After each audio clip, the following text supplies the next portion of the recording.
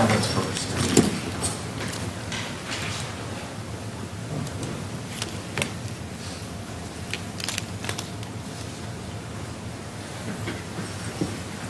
I pledge allegiance to the flag of the United States of America and to the republic for which it stands, one nation, under God, indivisible, with liberty and justice for all.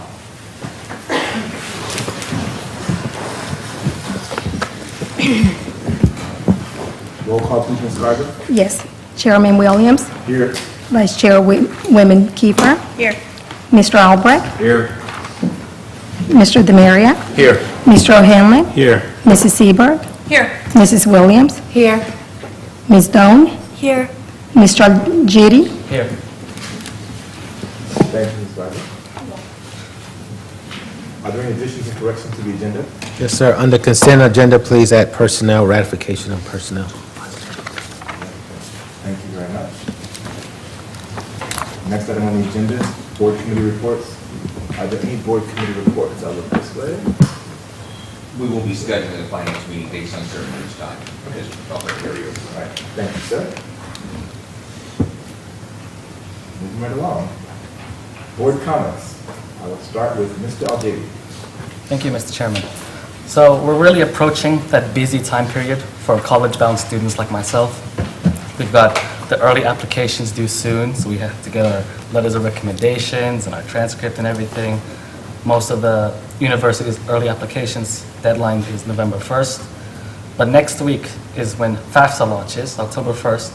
And for those going to college, I highly recommend applying as soon as you can, because they hand out, this is a federal program to give financial aid to college-bound students, and college can be quite expensive, so any money can help, and applying early can help get you more money than if you waited later on.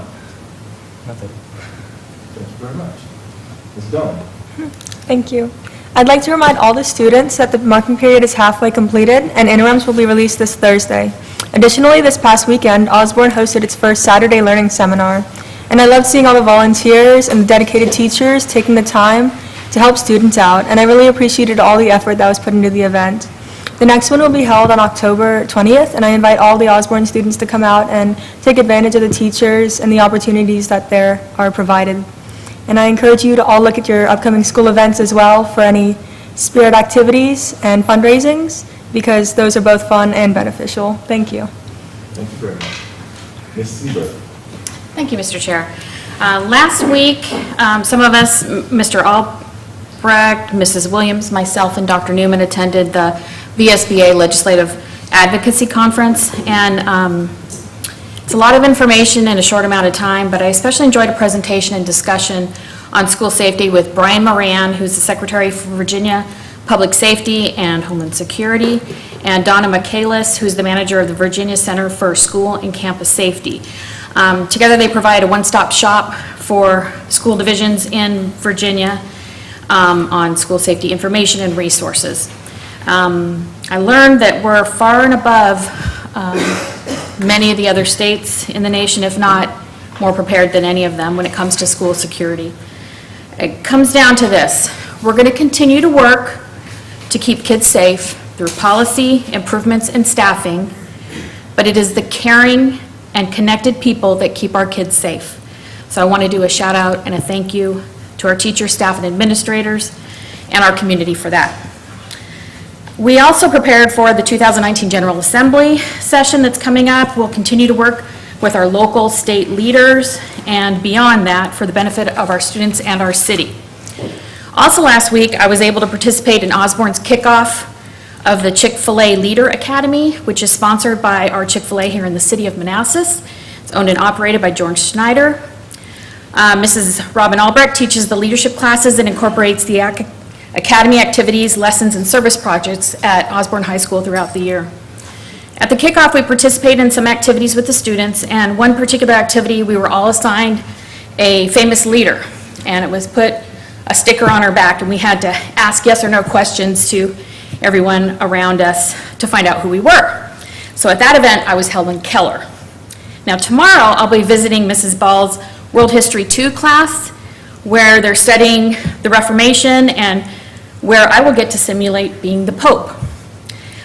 During the Reformation, dissenters brought their ideas for change straight to the Pope. So I'm excited to see what ideas the students have, what they come up with, and how I can solve them. Thank you. Thank you very much, Ms. Seaver. Mr. O'Hanlon. Thank you, Mr. Chairman. I just want to echo some of what Ms. Seberg said. I was at Osborne today for the very same class with several other board members also attended, and I just want to warn Mr. Algidi and Ms. Doan that we told the students to bring their ideas to you to bring to us. You've been tasked now. So when students meet you in the hallway, they may be bringing suggestions. And let me tell you that we have some great students. They had some incredible ideas to bring forward. I'm not going to shout them out here because they need more discussion and development. But kids know what's going on and know what's good for them and best for them. And they were very insightful ideas that they wanted to bring forward to us. So be on the lookout and listen up. And that's it. Thank you, Mr. Chairman. Thank you. Mr. Albrecht. Thank you, sir. To Mrs. Seberg's point about the safety conference, and there were a phenomenal number of statistics passed out, but it also helped to reinforce where the threat really is, and my premise that you cannot harden a school. So we've got to do the pragmatic things as we go forward. I had the privilege today, I was down in Richmond at the Virginia Workforce Conference. It's at the Convention Center, and it was a who's who. Senator Kane, Governor Northam, the Lieutenant Governor, several members of the Cabinet, the President of Virginia Tech, really focusing on what do we need. Senator Kane probably put it best. He made a lot of comparisons. Turns out he and I were born in the same year. So he started comparing what it was like in the year of our birth and what it's like today, what it was like when we were students, so it was real personal as I was sitting there listening, and what it's like for our students today. And the words he really was focusing on were change. The schools of today, the education of today is not what it was of yesterday. He also reflected back to his term as governor and talked about education and employers. And many executives throughout the Commonwealth were there. And what he talked about was, and what he learned as governor and what he's doing as a senator, is employers want a knowledgeable, skilled workforce. That is what attracts them, and that is what will make them stay in a community, in the Commonwealth, wherever it might be. He said, tax breaks are nice, but what people really want to know is they have a steady stream of people that they can keep the business operating in. And he used several specific examples recently of national episodes where companies are leaving because they cannot keep the caliber of workforce they need. One of the other speakers was a lady from Lockheed Martin right here in Manassas, Melissa Banks, runs a great high school intern program with Lockheed. Just a heads up, Dr. Superintendent, they look to double that program next year, so we have 2 Osborne students in it, and it'd be nice if we disproportionately had an increase in how many students we had participating. On another item, there is another city council meeting, work session tomorrow night, the main focus of which is the continued needs of schools for capital improvements. There are a lot of facts and data being tossed around. There are lies, there are figures and statistics. Our challenge is to figure out which is which. I respect the fact that people do not want us to have the highest tax rate in the Commonwealth of Virginia. And now we have to compare tax rate versus tax bill. And we have to look at the needs of this city that have been deferred for potentially far too long. The concept of maintenance of effort. The fact is, the city puts more money in education today than they ever have before. However, the other fact is when you look at our enrollment growth over the last 12 years, we're within $12 on a per student basis, and that's not accounting for inflation. So we've actually regressed on a per student basis. So it depends which side of the facts we want to tell. But what's driving our need is our enrollment. It is the quantity of students and also the economic and other challenges we're being faced with. I'm hopeful members of the community will rally behind that understanding as we talk about what the data is. I appreciate the data of the superintendent's staff as we continue to go through this. I believe we've put a lot of facts out there. Again, the challenge is how you take these individual data points and what you decide to weave with them. Thank you, Mr. Chair. Thank you, Mr. Albrecht. Mr. DeMaria. Thank you, sir. Now that Mr. Albrecht's killed that horse, I'm not going to beat it. I'll cross that off my list. Tomorrow night, City Council Finance upstairs. If you can get there, it'd be great. It's critically important, and everything that Mr. Albrecht said is true. He talked about his time in Richmond, which he's always somewhere. I just hope he doesn't get fired from his real job, because he's never there, I don't think. He talked about the who's who in Richmond. He didn't mention the president of the VSBA, our own Mr. Albrecht. Thank you very much for your time down there.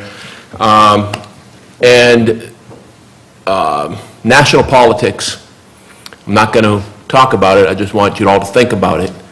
And I want to thank my 6 co-workers up here. I'll say 8, you guys too.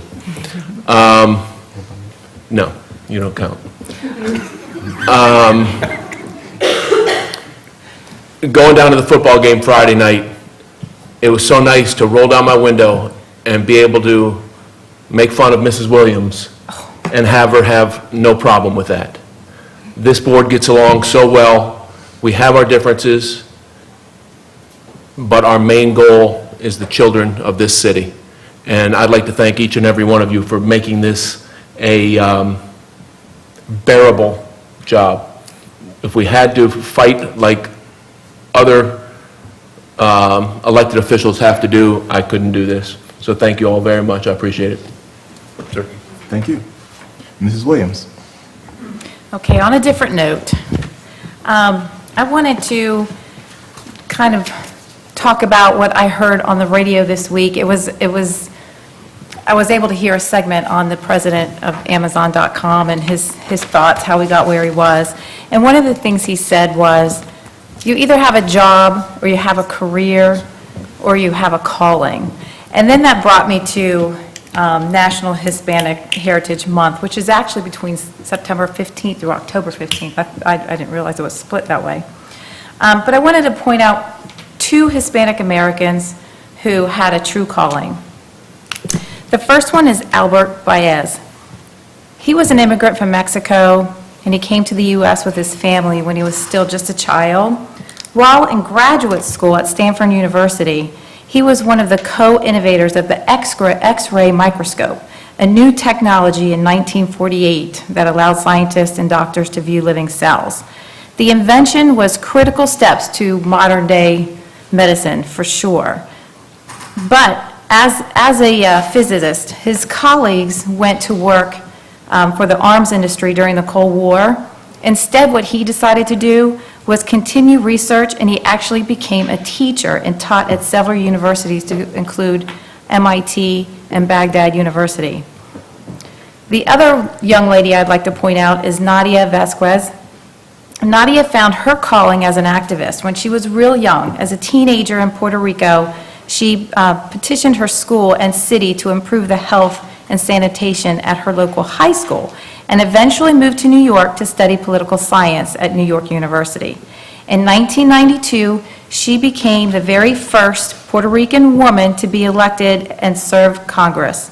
And she later became the first Latina woman to chair a full congressional committee when she became chairwoman of the House Small Business Committee. These are 2 people who truly did more than just work, did more than just a career. They really did follow their calling.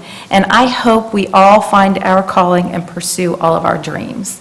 And with that, Mr. Chair, I hand it off to you. Thank you very much. Mrs. Kiefer. Thank you. I'm going to go off on no script tonight, which can either be a good thing or a bad thing. But I think there are a few things that need to be said. I want to echo what's been said by my colleagues here, particularly as it relates to the state that we're in at this moment in time. I feel like the school systems nationwide and our school system here, the things we are judged on are test scores and how much money we're asking for. And that's just not that's not an acceptable dialogue from my standpoint. I think when we have these conversations, and I've watched them on Facebook for a week, sadly, and I have in front of me tonight people that have been principals, teachers, counselors, friends to my own kids that are going to come up and present to us the data. And to Mr. Albrecht's point, people will take that data and run with it and have the conversations they want to have in our community, and that's unacceptable.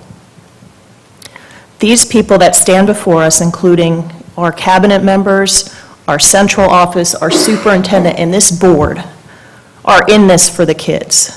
There's nothing else we want in the dialogue that's going on. And so right now, the conversation is about we want to be this Manassas, and this Manassas. Well, at the end of the day, what we need to talk about is how we're going to come together and be the Manassas we all really want to be. And we've got to have the right conversations about our kids. We have to have the right supports for our teachers, our staff, and everybody in this community.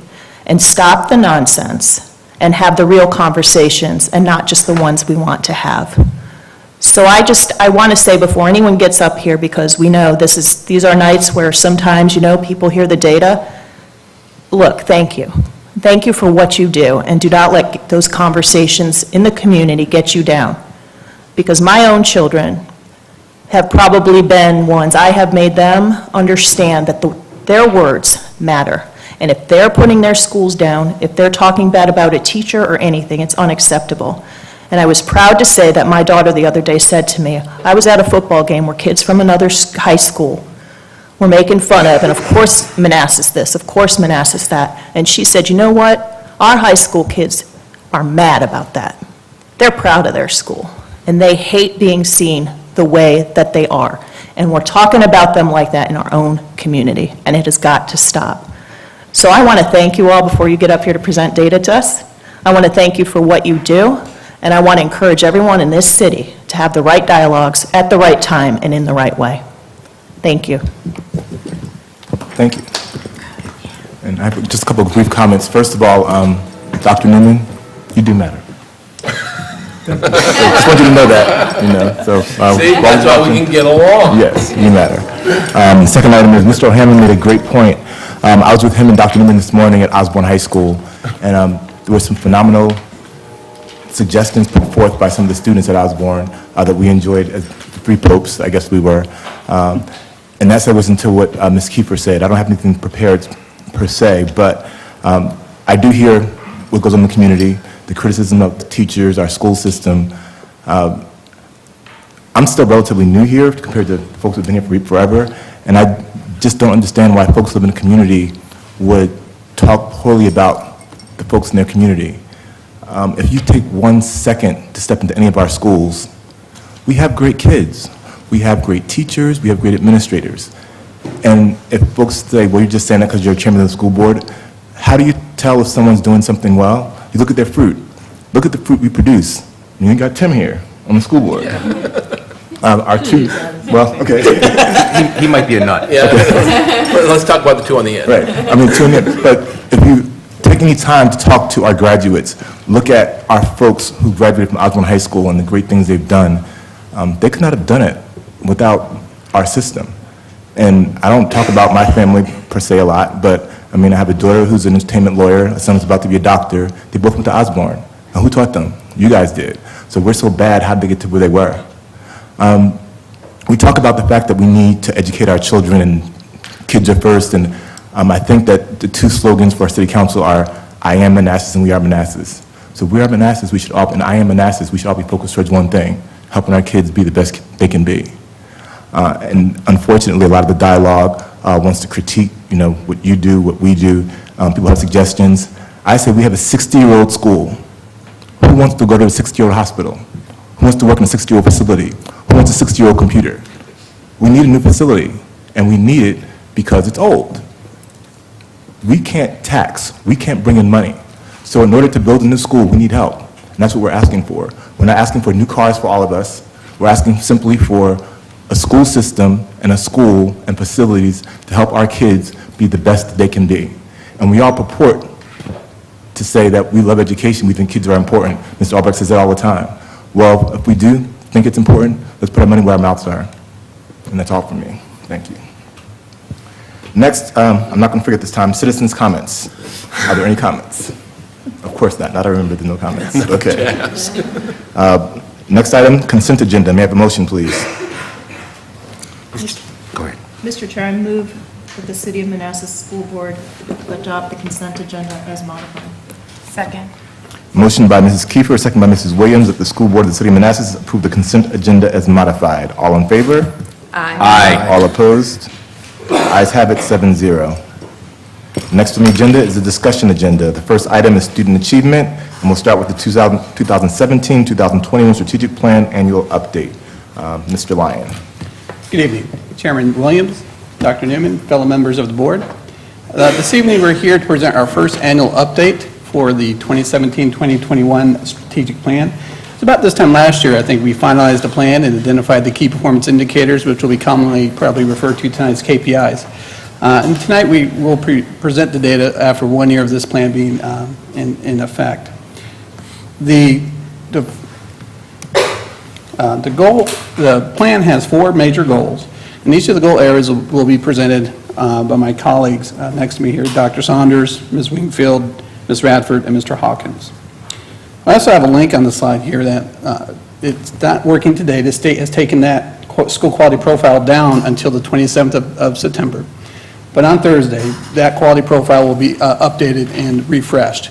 There is where people can find our latest scores for the previous 3 years of performance.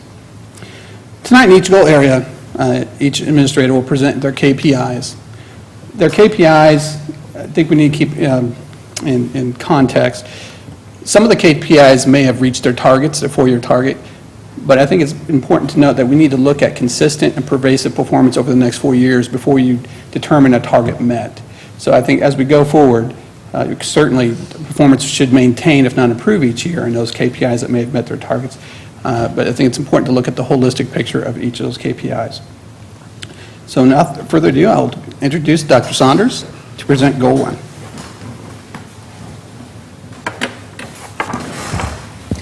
So good evening, board members. First, I have to say I'm humbled and proud to be an employee of Manassas City Public Schools, and thank you for the opportunity to do that. And I thank you for the great people that I work with every single day, from the teachers to the students to the parents and the community members. I have enjoyed it immensely. So I'm going to start today with talking about goal number 1, I think. So our first goal is optimizing academic performance and student success. This goal encompasses a lot of the work that we do every day. And so while I'm up here sort of speaking, it encompasses all of those things in student achievement, student services, and really anything that works with our kids across the board. This first division goal, to accomplish this goal, Manassas City Public Schools centers their decisions on the students' needs and the individuals and how we accomplish that. We accomplish this, we focus on 4 objectives in this area: to increase academic achievement for all students, to ensure a safe and respectful environment, to expand and support student-centered learning environments, and to graduate college and/or career-ready students. And those are some things that we've been focused on over the last 4 or 5 years. So the standards of learning assessment pass rates are the first KPI in this category. So our key performance indicators. In the next couple of slides, you're going to see some student data broken down by all students and then the subgroups underneath of those students. What you see on the slides are the 17-18 data as provided, and you can see the 4-year target set forth. Those 4-year targets, we chose a range from 80 to 85%, as we saw this as a realistic goal for our students. And we set that goal for all of our subgroups because we really do believe that we want all of our students to achieve at high levels. And so to separate out those subgroups into something different did not seem like a good opportunity for us. So we kept that 4-year target at 80 to 85%. You will see that some of our subgroups are meeting that, and we want them to continue to meet that and even achieve or exceed that as we move forward. So on this slide, what I'll show you is our reading pass rate was 67% for all students, and the writing pass rate was 68% for all students. The second group of slides here would indicate the same information, again, our 17-18 data points and our 4-year targets. The math pass rate for all students was 68%, and our history pass rate was at 75%. The last slide for our KPI for standards of learning would be our science rate, and our science pass rate for all students was a 72%. At the division, we are focused on providing instructional strategies that work best to meet the individual needs of our students. We recognize that students need different things as they walk in the door every day, and our teachers do a great job of identifying what are those specific strategies and how do we make those work. While most of the overall pass rates in the subgroups are not where we expect them to be, we will continue to work collaboratively with our principals, our teachers, and our staff members to support student growth and work towards our 4-year targets. Also, I think it's important to note that this school year the state has changed the pass rate formulas. And so therefore, this is truly a baseline year for us. It's difficult for us to go back and compare because the pass rate formulas were different at that point. And so for us, for this year, this is a good baseline to continue to move forward. In addition to our SOL pass rates, this goal has other key performance indicators that support our students. And these indicators really center around learning environments, that safe and secure learning area, as well as graduating those college and or career-ready students. These indicators include the areas of attendance. Attendance has been a conversation across the state for pretty much the last year and a half. And so you can see our average daily attendance rate at 93.5%, and then our chronic absenteeism rate at 16.78%. You can see information on repeated discipline referrals for the same offense, 88 students. And students, the next couple of sections are students earning AP credit, dual enrollment credit, and CTE credentials across the board. This has been a real focus area as we have our K-12 CTE plan, and we've talked a lot about increasing the number of credentials. I can jump in there and say we've seen quite an increase in the percentage of students earning the CTE credentials over the last couple of years, and that continues to grow with the support of the growing CTE program at our high school. I would also note on this slide that our on-time graduation rate and our dropout rate are TBD at this point, as the state will not release that information officially until October 1st.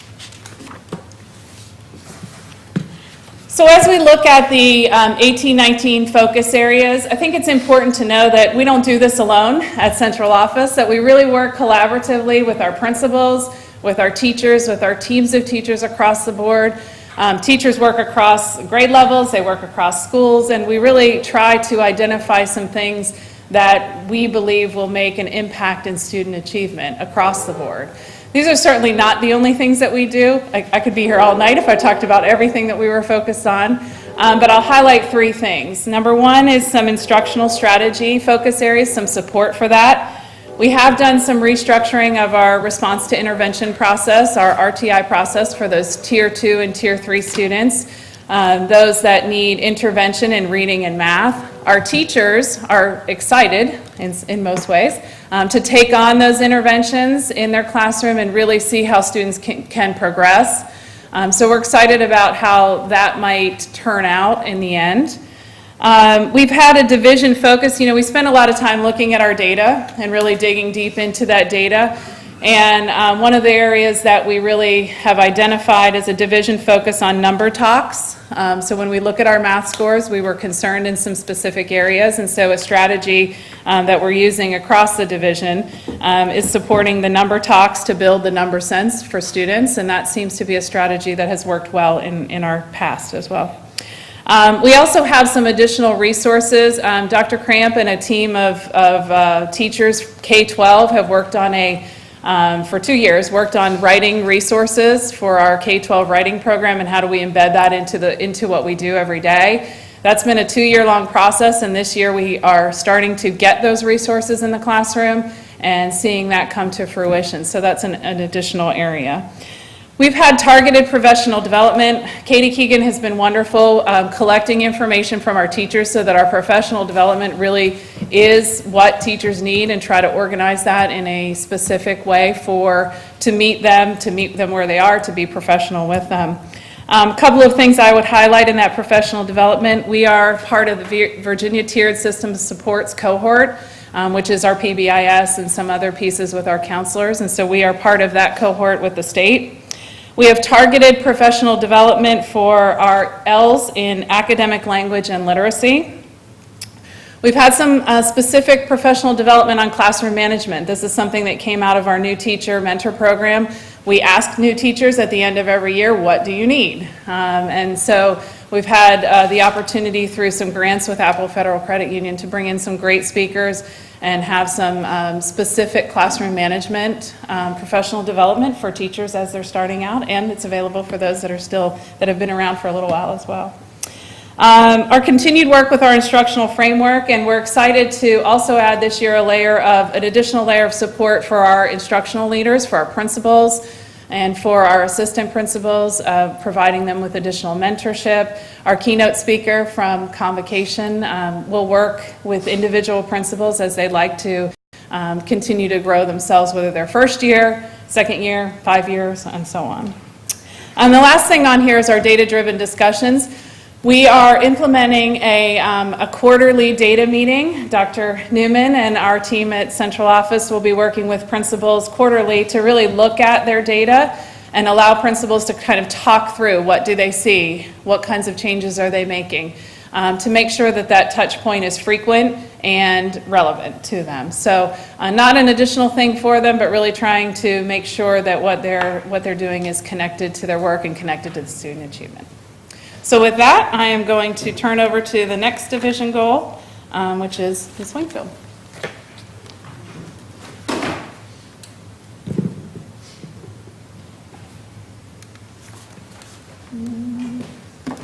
Our second division goal is to cultivate a culture of excellence and service. Last year, our teacher retention rate was 88.5%. This percentage did not include terminations and retirements. Our support staff retention was 92%. 74% of our instructional staff have advanced degrees and certifications. During school year 17-18, a division survey was conducted through K-12 Insights. From the 65% of employees who participated in the survey, 67% of all staff felt that MCPS encourages continued education and professional growth. 72% were proud to work in Manassas City Public Schools, and 83% reported that their principal or direct supervisor encouraged collaboration within and across teams in their school or department. According to the National Education Association, approximately 50% of new teachers will leave the profession within their first 5 years of teaching. Our professional development and teacher education and mentor program, presented by Katie Keegan, Supervisor of Professional Learning and Executive Director of MCPS Education Foundation, at the June 26, 2018 school board meeting helps combat this percentage.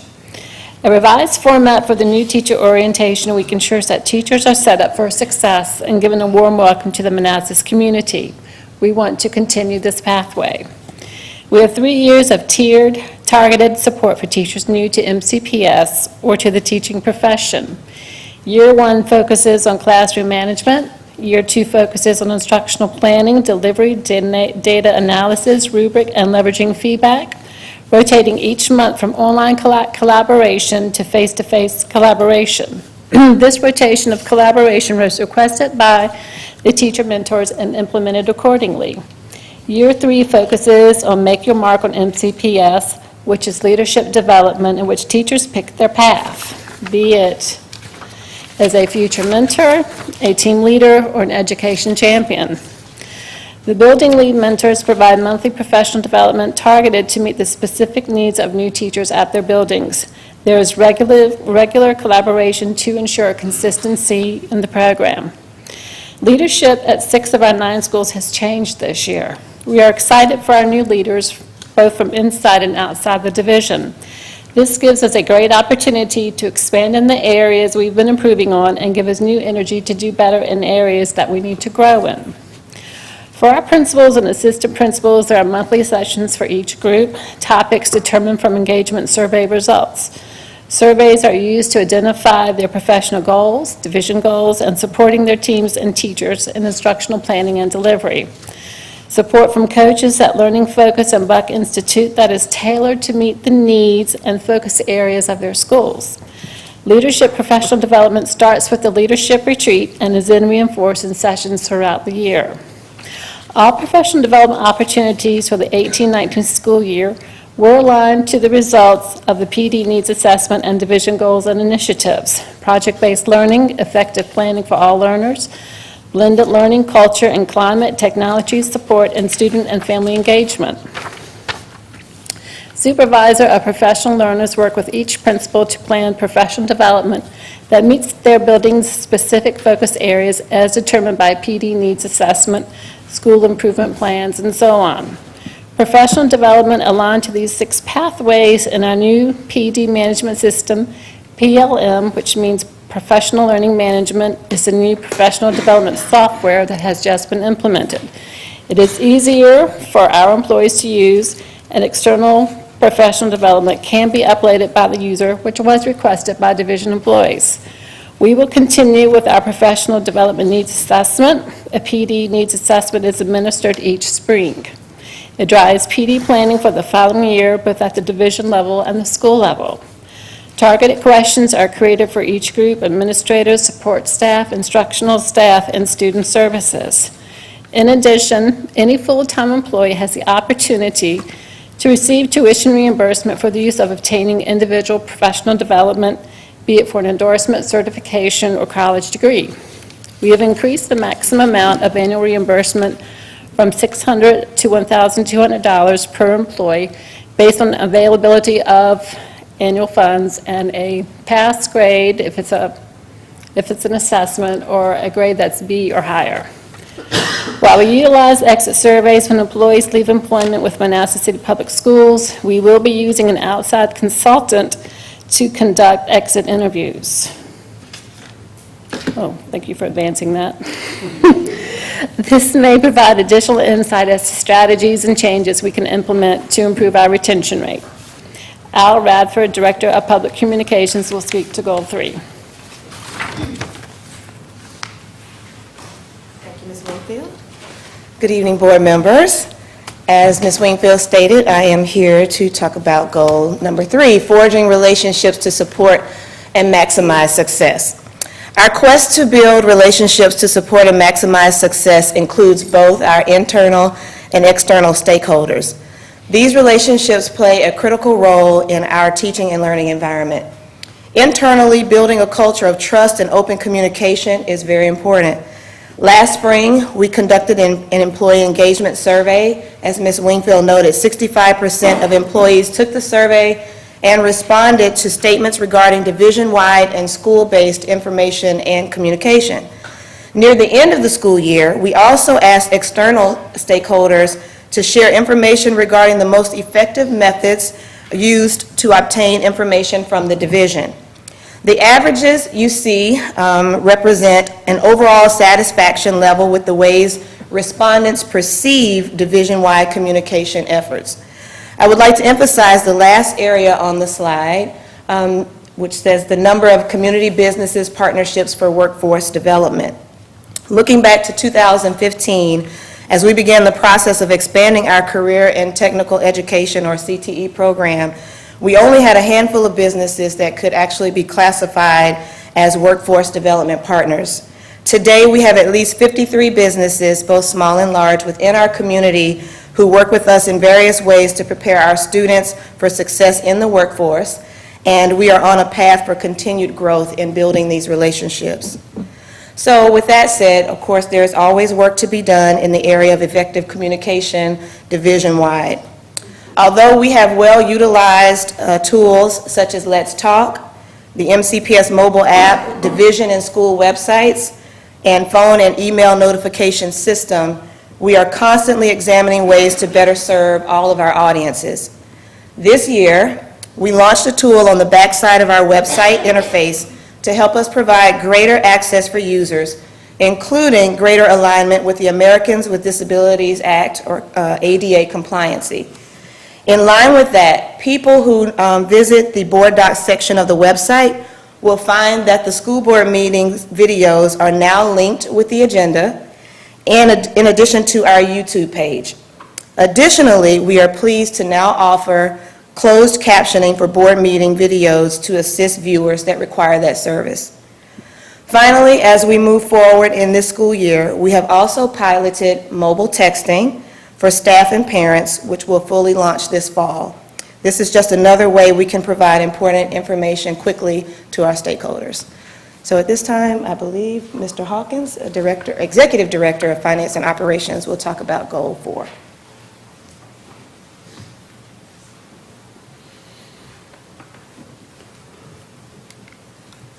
So good evening. My team's goal is to operate as effectively and efficiently as possible so that every available resource can be used to promote instruction. On the screen, you'll see a series of metrics that we use to measure our advancement to this goal.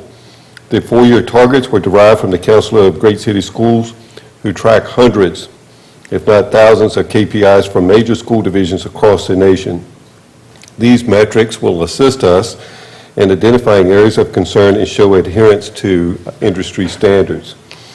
Once we have this data, then we have to decide what actions are we going to take to affect the outcome of this data.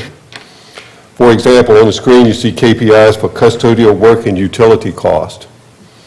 The school board has taken significant action through its strategic investment in capital improvement projects to reduce the custodial cost to the installation of low maintenance flooring in the hallways at Metz and on the west wing at Osborne.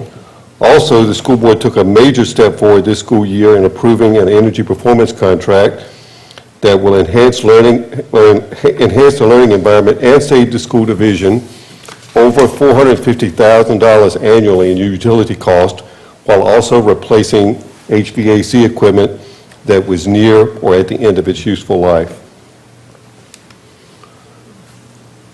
Did it go to, yep. So next slide, we're working to streamline our procurement invoice processing through the increased use of technology and the P-card. Dramatically increasing this function will not only lower our costs, but also increase our revenue through the receipt of additional rebates. Also, I would like to acknowledge the board's efforts in adopting realistic, accurate budgets. This metric documents how the original budgeted revenues and expenditures compare to the actual revenues and expenditures for the past school year. This metric is an indication that the school board is continually monitoring and adjusting the budget during the year to meet the changing needs of the school division. This slide, the final slide of the metrics, documents that we are not where we should be in breakfast and lunch participation, especially with approximately 2/3 of our student population classified as economically disadvantaged. We are increasing the access of breakfast meals and grab and go at Metz, and I think it's at Mayfield and Osborne, and we also have something we call second chance breakfast that we are expanding throughout our schools. Transportation costs will be an area of concentration this year and will be monitored daily through the use of our newly installed GPS system. So what are we going to do, continue to be doing in this year? We're going to continue on with the strategic investment through the capital improvement plan to reduce long-term costs while enhancing the learning environment. And you can see the areas that we have targeted in the past. We're going to continue on with our energy performance contract, and we'll have a report for the school board within the next few months about the completion of that contract and what effect it's had on our school division. We will be able to show you this time next year how much lower our costs will be for maintaining how much money we have spent in custodial cost and what the difference is between this year and last year, just simply because of the replacing of the floor at Metz and some at Osborne. Of course, we continue to buy fuel-efficient and green school buses, and we're continuing, we hope in the next few months to be able to come back with Green School Awards for recognition of all the efforts that have been made by the school division throughout the last few years. Like I said earlier, we're going to continue to enhance the grab-and-go and second-chance breakfast opportunities at all of our schools. And the GPS system enhancement will allow increased monitoring in real time for us to be able to increase our performance. The GPS system now will send off alarms to our transportation staff if the bus is idling too long in one particular place, or if it's not leaving on time, or if it's late. They know right away before. They don't have to wait for a school principal or a parent to call and complain. We know ahead of time, and we're on it faster and to help streamline the process. And finally, our major goal, one of our major goals in our procurement office this year is to transition to more electronic procurement. And we hope that for every $1 million that we spend, we'll get additional $20,000 in rebates. And we're pushing hard for us to increase our dependence or our usage of the P-card system. Right now, it's about 7.5%. My 4-year goal is shown on the screen, or was shown in the other metric, it's about 10%. I think we need to be a lot higher than that by the time we get there in a 4-year period of time. Our society is moving much more toward electronic procurement than writing purchase orders and doing everything by hand like we've done for the last 50 years. I think you will see a big change in the next coming years with that going forward. So I think that wraps up our presentation, and if you have any questions, concerns, comments, you can take them now. Thank you very much, and thank all of you for the wonderful information. Looking to my fellow members, are there any comments or questions? Yeah, I got a question. Mr. Mario. What constitutes chronic absenteeism? Let me take it. Yeah, you take it. Chronic absenteeism. Looking at her, but that's all right. That is when a student misses 10% of the year. 10%, okay. And it's a new indicator on the school's accreditation, which comes out on the 27th of this month. And that indicator states that schools had to have less than 15% of their students missing 10% or more of the year. Okay. All right. Who's doing the closed captioning? A company called Swaggit out of Texas. Okay. Can we have them make me look a little bit better? Slip them a couple extra bucks. Take out any swear words. Thank you, sir. I'm not sure how to follow that. But, any other comments? Ms. Seberg? Look this way. Mr. Albrecht. A comment. At lunch today, I sat with 2 board members from the State Council for Higher Education for Virginia, or SHEV. And I'll start with, we talked about it shouldn't be college and career ready. It should be career and college ready.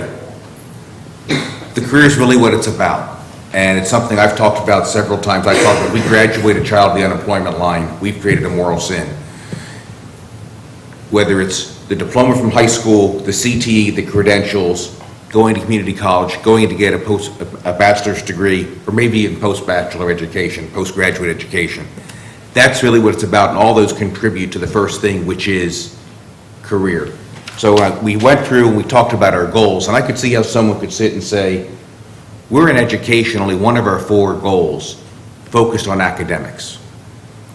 But the reality is that's the table stakes. And what I really want to point out is this board and this school system did not shy away. We said all is all. Every single subgroup, whatever it is, the same standard applies. And I can tell you that's not the case in the majority of this country. We're bold enough to have set a target and a goal that some would argue for some of those subgroups is not achievable. It doesn't matter. It is the goal of this school system, and our goal is to make all children successful. And the part of the real founding of that are the other 3 supporting goals, whether it's providing excellence and service to our students, our parents, and members of the community, having a great outreach program so that the whole community understands what we are, and obviously operating efficiently and effectively. And that's really tough because we're putting ourselves against some standards that, based upon either the age of our infrastructure, the cost of utilities in the Northern Virginia area, the cost of many things, the fact that we're in an urban setting and we're comparing ourselves to people who drive a couple 100 miles a day on a bus and all they see is a cow. So we're taking the tough standard of applying those, and I just want to point that out to the community to say, I'm hoping the naysayers don't say we can't even make our objectives. Rather, I hope the community says, you have a school system, we have a school system who is challenging ourselves to deliver the best we can in Northern Virginia. Thank you, sir. Thank you. I just Mr. Hanlon. have one question. Can you refresh my memory? Did we come up with all the targets as a board, or did you fill in some of them and we did some of them?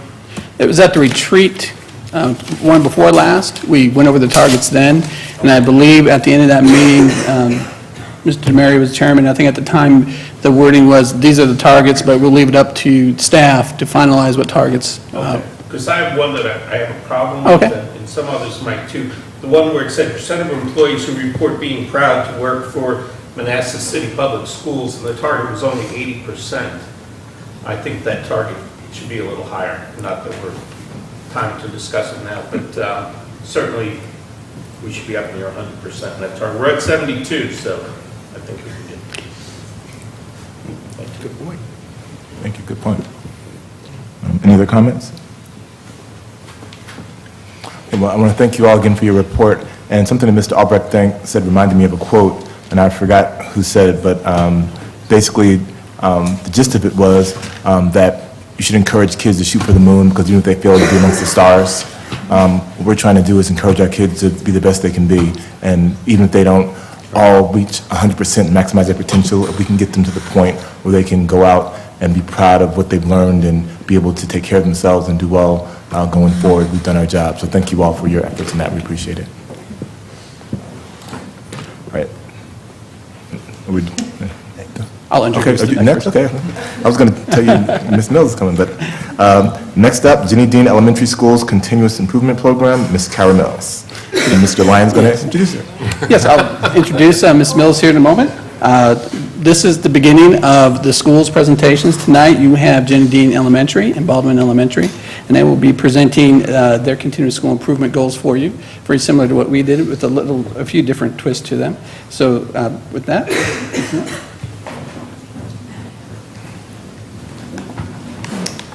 All right, good evening, Chairman Williams, members of the board, and Dr. Newman. First off, forgive me, it sounds worse than it feels. So I'm going to try to get through this without coughing. All right, so I am here tonight to present to you our continuous school improvement plan for the 18-19 school year, and I am, I guess I'll say once again, proud to represent Jenny Dean Elementary School.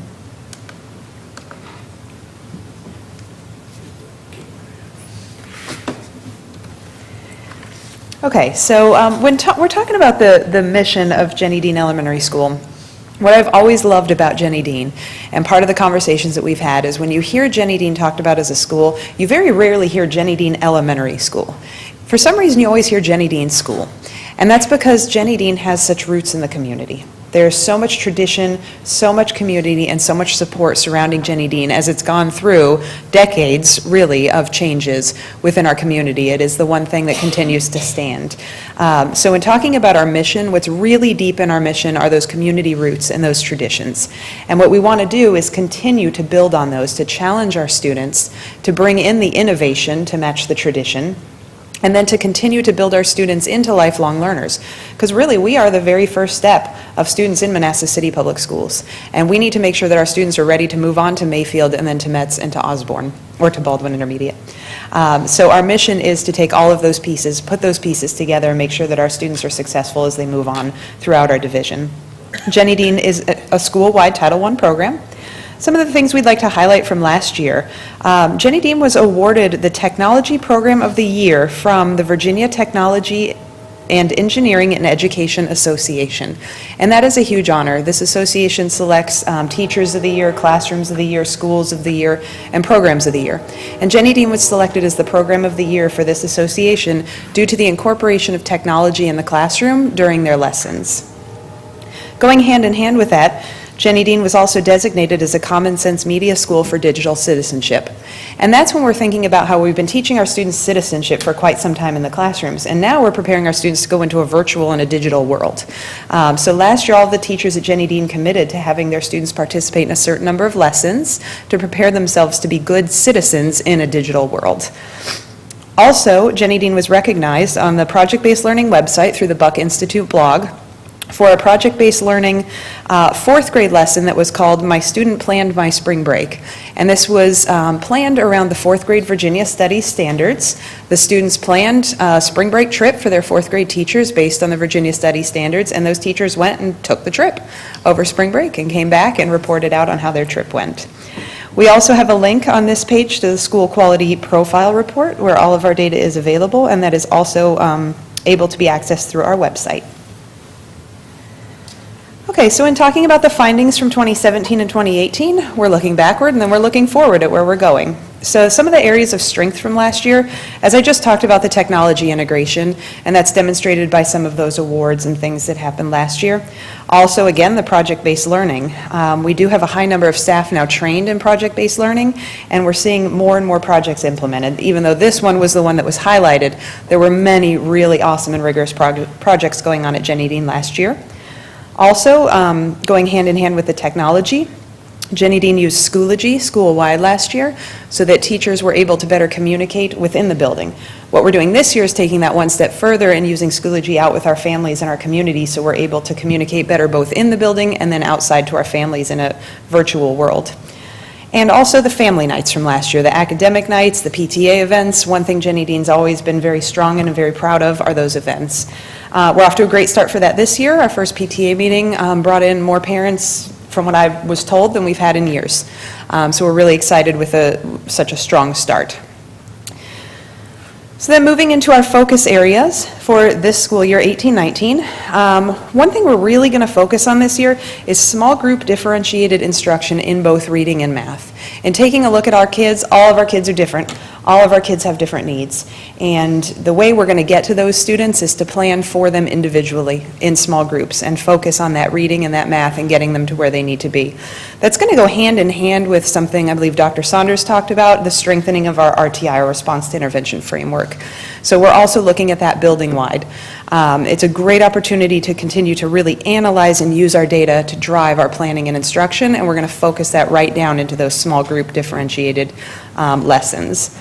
We're also going to look at the fidelity of our instructional framework, providing consistency, rigor, and increasing our writing across the content areas. I have always had a love of writing. I think you can write in every single subject. Where's the writing in math? I'll show you. So we're going to go ahead and up that so we can see what our students are thinking, not only orally, but we can see what they're thinking on paper as well. And then we're also going to focus on tracking our data through our PBIS program and looking for trends and different areas that we can focus on and come together as a building to focus on our positive behavior intervention and supports. Okay, so to follow up on the division goals that were just presented to you all, this is what all of those goals are going to look like at a school level. And as Mr. Lyon said, we are focusing on key performance indicators. So we're going to go ahead and work through those 4 goals. For Division Goal 1, our school goal, obviously, is to increase the academic achievement of our students. And what we're going to focus on for our key performance indicators for this really are our combined SOL pass rates. So we're looking at our reading SOL pass rate, math SOL, Virginia Studies, and then when looking at K2, we're going to look at the percentage of our students meeting the benchmark according to the PALS state assessment. And you can see we're going to start with a baseline in our reading and math of 65%, and then at the end of 3 years, our goals take us up to at least the high 70s into the 80s. A couple of the strategies that we're putting in place here are the math stations and the number talks. I heard someone talking about the number talks. That is every day at Jenny Dean in every classroom we are doing number talks. We're also going to embed some of that PD throughout the year with a focus on guided reading and word study. We're going to increase the writing across the content areas, and we're going to have a very sharp focus on our data meetings for RTI and monitoring how we're doing with our iReady lessons. So our school goal 2 is going to be to focus on employee engagement and obviously retaining our highly effective instructional staff. So we're looking at our building level teacher retention rate and bringing that teacher retention rate up to 90% in 3 years. And then we're also looking at the engagement survey, which was mentioned earlier this evening as well. And 2 of the indicators we pulled out of the survey were the percentage of teachers satisfied with the amount of professional growth and improvement opportunities, and the percentage of teachers who report overall engagement in their work. And one of those started a little higher than the other one, so we're going to go ahead and push the bar up to 70 and 90% in 3 years. Some of our school-based strategies are to provide ongoing embedded professional development opportunities, to increase our feedback and recognition for teachers and staff in the building, and then to really focus on building our culture through more collaborative opportunities. Because what we want to get at with this is the deeper level of culture, and that would be our instructional culture, where our teachers feel supported, they feel collaborative, they feel ready to teach and to deliver challenging lessons to their students. So we're going to continue to celebrate and do the fun things, but we're really going to get into the deeper level of culture. Our school goal 3 focuses on building strong relationships and increasing our communication methods. So we looked at 3 different areas here. The first one we looked at was our teacher-to-home communication. And this year it is an expectation at Jenny Dean that all teachers will communicate whole class, paper, and virtual 2 times per month, and in 3 years it'll be once a week. We also went back to the engagement survey and looked at the percentage of employees who report that they're informed on important issues. So we looked at this as a communication within the building, from administration to staff, and we're looking to increase that up to at least 75%. And then we had 2 areas we need some baseline data on. The first one is school to community, which is reflected in the number of our business partnerships, and the percentage of parents satisfied with the communication from school to home. So we're going to look for some baseline data this year. We can start and then build our 3-year goals off of that. Our strategies here are paper and virtual communication and consistency across the building, weekly communication from administration to staff members, and we're going to actively seek out business partners because we have such great academic events and great family nights, so let's bring in more of the community to celebrate those with us. And finally, goal 4 is to ensure a safe and secure learning and working environment. And for this goal, we are going to look at our quarterly building safety inspections and the number of violations. This year we are going to use as a baseline year, and we're going to build our goals off of that. I think when you hear the word violation, you want your goal to be, 0. So we're going to be as proactive as possible with our walkthroughs to identify potential issues, and then increasing communication to the staff so they do understand the expectations and what could be a potential violation or things to look out for. Okay, so going back to our restructuring of our RTI, our Response to Intervention Plan for this year. So at Jenny Dean this year, we have already completed the first step in this process that we're going to identify our Tier 2 and Tier 3 students through our iReady diagnostic screener and some of our end-of-the-year data from the 17-18 school year. Those students then are going to receive intervention using iReady lessons and small group instruction. That's going to be provided by the classroom teacher, but they are going to have consistent planning, support, and modeling from the academic coaches in the building. The students will then be progress monitored once per month, and they'll also be monitored according to their unit tests and any other assessments. And we're going to have RTI meetings once per month with all grade level teachers, coaches, and administration where we talk about individual students and how they're progressing. We're going to track our progress points and anecdotal progress data through a spreadsheet and in individual student intervention plans. And finally, circling back around to project-based learning, we kind of looked backward to see what we were doing well. We're looking at this year, and then we're looking forward. So some of our accomplishments is we do have 34 teachers trained in project-based learning with implementation in their classrooms. Our 4th grade teachers that were recognized on the blog. And we had 2 coaches attend the PBL World Conference this past summer in June. For the 2018-19 school year, we're going to continue to train more teachers in PBL 101, and we're going to build and strengthen our new leadership team. We're also going to focus on the standards and the level of rigor when we're looking at our lesson plans and reviewing PBL lessons. So the overall general implementation plan is that all of our grade levels will reach implementation and all those teachers will be trained by the end of the 1920 school year. They'll implement at least 1 project in that year and then 1 project per semester starting in the 2020-2021 school year. So that completes the presentation for this evening. I know, I can speak on behalf of the entire Jenny Dean staff to say that they feel challenged this year, they feel supported this year, and everybody's ready to come back and report to you next year on how we accomplished all of these goals this year. Thank you. Thank you very much, Ms. Mills. Any comments or questions? Ms. Seberg. Mrs. Mills, regarding the safety inspection violations, is that due to the age of the building, or generally what are those? Yeah, so one of the obstacles we mentioned was due to the age of the building, but that's where we're going to have to look at our baseline data this year and kind of see what we're dealing with. I would say for the age of the building, we do the best that we can, but we'll certainly have to see how that comes out this year. Any other comments? comments this way? Just a Mr. follow-up. Hanlon. Yes. Just a follow-up question to Ms. Seberg. Is that a self-inspection, or do you inspect each other's schools or something to get kind of that fresh view? It's done through our facilities and our maintenance department, Okay, through central good, office, but it's also just good practice for us to always be keeping our eyes out and be proactive on our buildings as well. All right, thank you. Any other comments? All right. Well, thank you, Ms. Mills, for the presentation, and thank you for leading Jenny Dean. We appreciate it. Thank you. Next up, Baldwin Elementary School, Mrs. Laura Goldzung.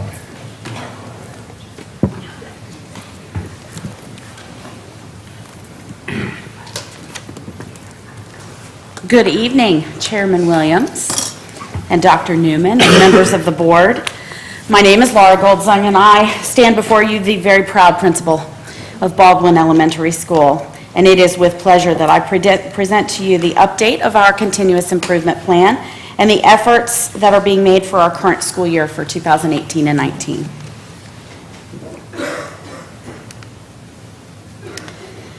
When we look at our vision, we see that Baldwin is committed to developing a community of resilient learners who have pride in achievement, who are respectful, responsible, and safe citizens.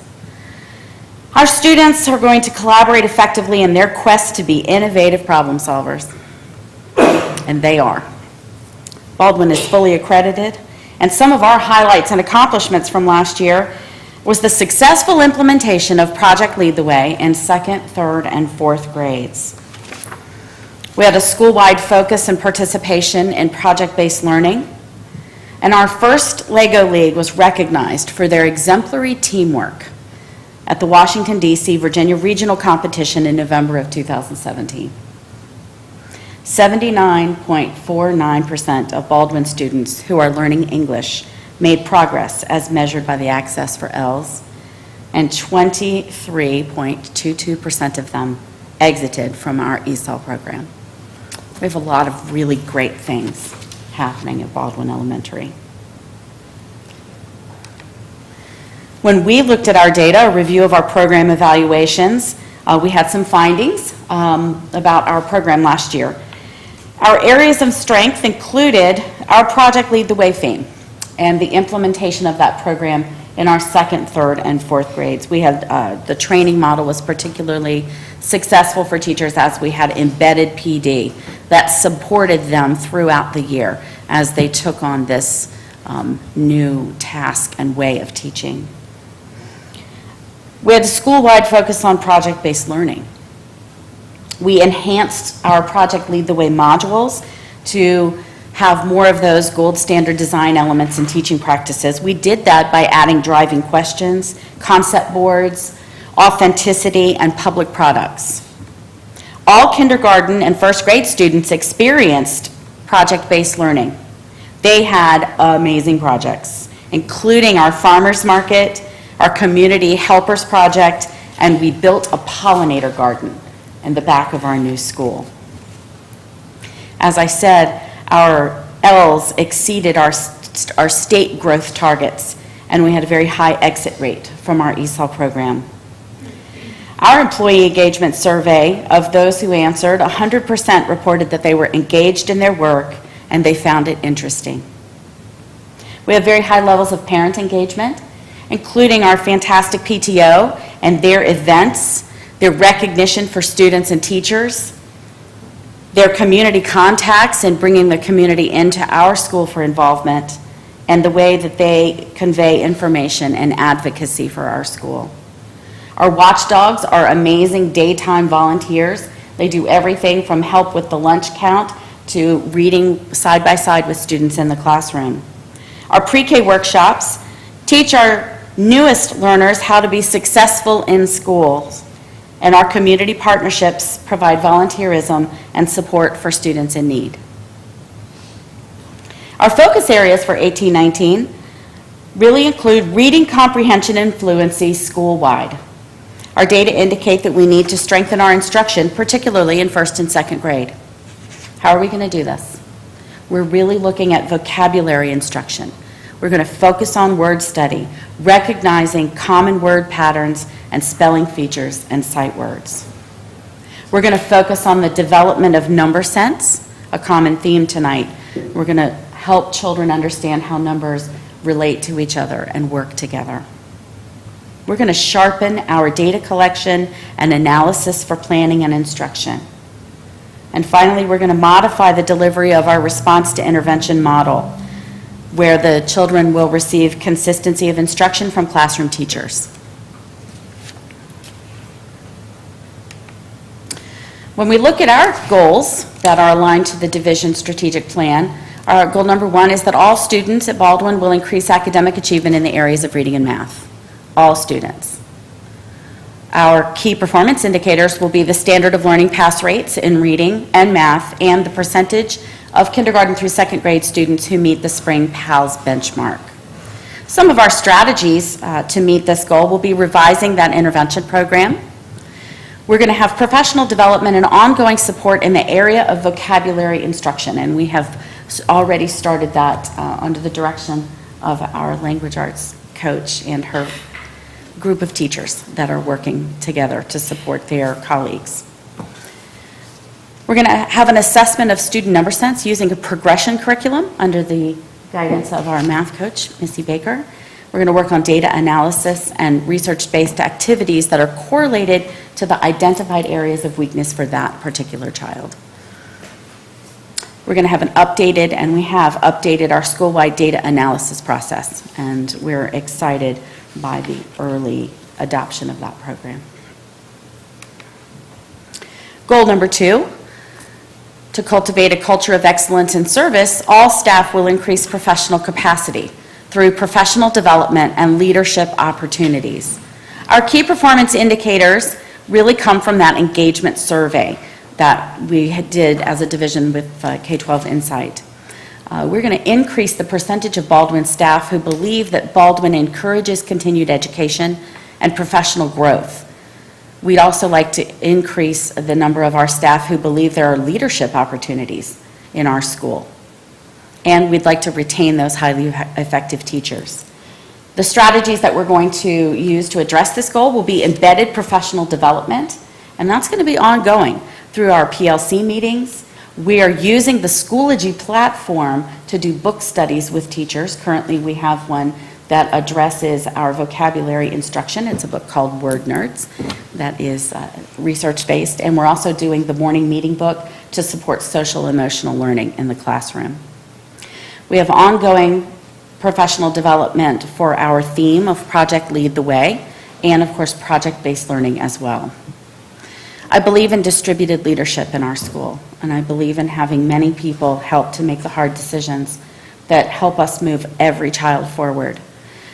We have a team, each grade level has a team leader, and we are meeting and engaging in data-driven decision-making.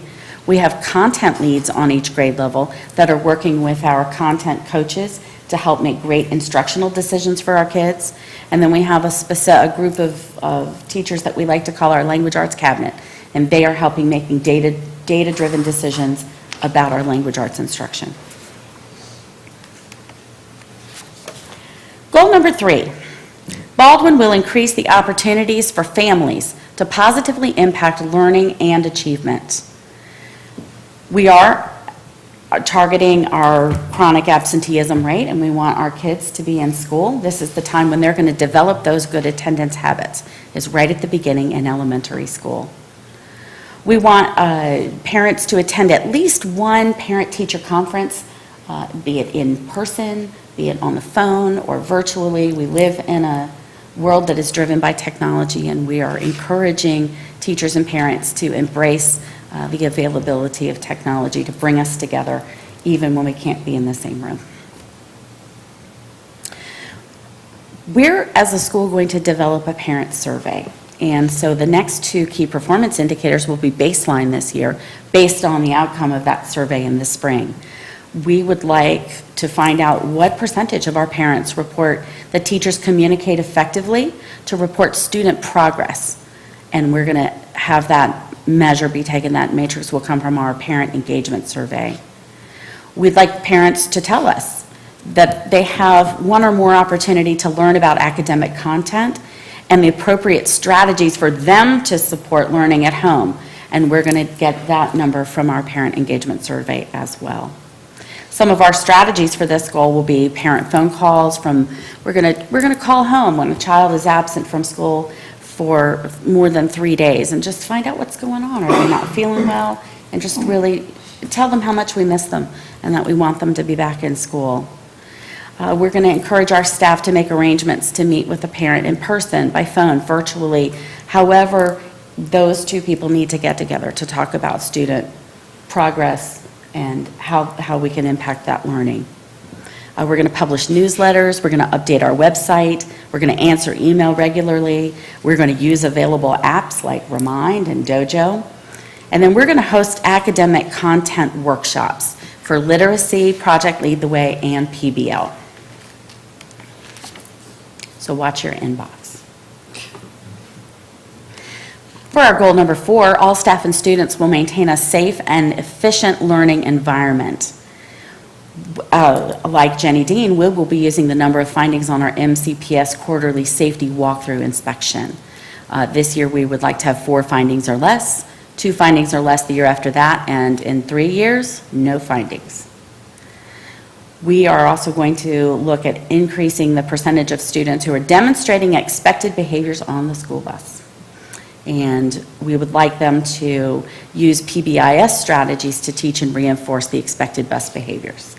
We would like 10 or less bus referrals this year, and then by 2020, 5 or less. We'd like to cut that number in half. Let's swing around and talk a little bit about our response to intervention program this year. All students have been given already the iReady diagnostic for reading and math, and we have formed our intervention groups. We've identified those students who are Tier 2 and Tier 3. All students will use iReady as a resource for 45 minutes each week. Students who are identified at Baldwin as Tier 2 or Tier 3 intervention, they've been identified based on multiple data points. And in addition to their core instruction, that primary instruction that they're getting from their teacher, and their 45 minutes each week on iReady, they're going to be spending additional time. They're going to receive direct instruction from their classroom teacher based on those identified points. We're going to have grade level RTI meetings that'll be held monthly with our coaches and admin and anyone who needs to be part of a conversation to help move that child forward. Project-based learning. I get asked all the time, how are PBL and Project Lead the Way connected? An analogy I like to use to explain the differences and connections between the two is really the forest and the trees. Project-based learning is the overarching forest canopy, the pedagogy and instructional practices that emphasize interdisciplinary application-based projects for students to address problems that are relevant to their world and their experiences. Project Lead the Way modules are the trees. They're individual units of study, projects, that are designed to teach standards-based content using project-based learning framework, but specifically in the areas of engineering, biomedical science, and computer science. PBL is embedded in PLTW. The division initiative to bring PBL to all students supports our school-wide theme by enhancing the understanding of instructional methods behind the Project Lead the Way modules. It allows teachers to increase the rigor and relevance of the Project Lead the Way modules by adding field trips and bringing in community specialists and making cross-curricular connections, for example, in reading and math. We are entering our second year with PLTW and our second year with PBL. All students will engage in project-based learning this year through Project Lead the Way modules and other projects in the classroom or the grade level. All of our teachers have been trained in PBL 101 through the Buck Institute, and all students have participated in one or more high-quality PBL experience. We are looking forward to continuing to deepen the connection between Project Lead the Way and PBL this year as we bring those modules all the way to kindergarten. So kindergarten, first, second, third, and fourth grade students will engage in Project Lead the Way modules this year. Thank you so much for the opportunity to present to you the plans for Baldwin Elementary as we move forward. I remain grateful to Manassas City for the opportunity to lead this school, to work with these amazing central office staff who support me every single day. Thank you very much. Thank you. Great presentation. Any comments or questions? I've got one clarification. Mr. Albrecht. On slide 4, your math percentage in 2020, 2021 was 76%. I waxed poetically about all means all, and we had high standards, and we had, at the division level, in every single one of the categories, 80 to 85% as a range. So that's probably a typo, and you meant to say 80? It's probably a typo and I meant to say 80. I think we can get there. Thank you for having high standards for our kids. I appreciate that. Thank you. Any other comments? Before I let you go, two quick things. One, you mentioned the Watchdog program. Yes. Can you elaborate on that a little bit for us? So Watchdogs stands for Dads of Great Students, and we interpret the word dogs, dads, as very broad. It's really anybody who wants to have a significant impact on the life of a child. We have a mother who comes and volunteers for Watchdogs because dad is deployed. And so she is serving both of those roles in her household. And we will throw the doors wide for anyone who wants to come and be a mentor. So the Watchdogs come during the day, and they volunteer an entire calendar day, and they come, they're amazing. They show up with their lunch packed, and they're full of energy, and they come and help with, they arrival, they're helping get kids off the bus, they're saying good morning, we're grab-and-go breakfast. And then they go into the classrooms, and they are side by side, not necessarily with their own kids. They are side by side in a classroom. We try to provide a schedule that lets them see a cross-section of what's going on at Baldwin for the different age and stage of our kids and science. And if we've got a Project Lead the Way module going on, we really want to get them up there and involved in that. They help with lunch duty, which, you know, when you've got 100 5-year-olds and they all need their milk opened at one time, every set of hands is welcome in that cafeteria. But it's a really great way to get to know the kids in their little environment, in their groups. And usually our dads are pretty tired at the end of the day and pretty appreciative of the work that the teachers do. It's fun to see them at the end of the day. They're very satisfied, and most of them can't wait to come back. So it is a fantastic program. That's a great idea, and I mentioned it also because I had the opportunity to spend one day there last year, the whole day, and I was tired by the end of the day. You're exhausted. Like, I don't know how you guys do it, but it was a great program, and what was really cool was the children and just seeing the joy in their face, you know, whether they're on the playground or, you know, in the classroom, and seeing the patience of the teachers in the classroom, something that we don't talk about. So it's a great program. I recommend it to all of you. And if you do it, you get to have your picture taken and put up in the Watchdog, you know, the Watchdog Hall of Fame right there in the main hallway. So. Anybody who would like to come and volunteer a day at Baldwin Elementary, we'd be happy to have you. Right. And one other quick question I had, something that hasn't been addressed yet, but I know the answer, but I'll let you say it, the response. We have 5 elementary schools, and each school has its own character, but there are things that, you know, are also similar. How do you all, or do you all, talk with each other and share the things that are working and not working to make sure that you all are the best you can be? So on my telephone in my office, I have a sticky note, and it says Kara and Andrew and Karis, and they are my critical friends. They are my go-to. You'll notice there are a lot of similarities in the goals that Jenny Dean and Baldwin Elementary are addressing, and the only way that we can do that is together, and to support each other and to ask critical questions and challenge each other and just be one of the only people who really understands all of the nuances of this job. It's incredibly important that we be able to collaborate together, and they are amazing people to work with. Thank you, and I'm glad that you all do that. And folks don't see that either, but it's something that also benefits our students as well. So thank you for the great presentation, and thank you all for coming out to support. And I think that ends our regular agenda, unless there are any other comments. Okay. Next item on the agenda, closed session motion, please. Mr. Chair, I move the school board of the City of Manassas enter closed session pursuant to exemptions from open meetings as allowed by Section 2.23711, Part A, Paragraph 1 of the Code of Virginia 1950 as amended for the following purpose. Discussion of legal counsel personnel matters, and specifically employees PERS 1819-0141, 0150, and 0172. Second. Motion by Mr. Albrecht, second by Mrs. Kiefer, that the school board of the city of Manassas enter a closed session pursuant to exemptions from open meetings allowed by section 2.2-3711, Part A, Paragraph 1 of the Code of Virginia 1950 is amended for the following purposes: discussion of the protection of the privacy of individuals and personal matters not related to public business, and discussion of legal counsel and personnel matters, PERS 1819-0141, -0150, and -0172. All in favor? Aye. All opposed? The ayes have it, 7-0, and we are in closed session.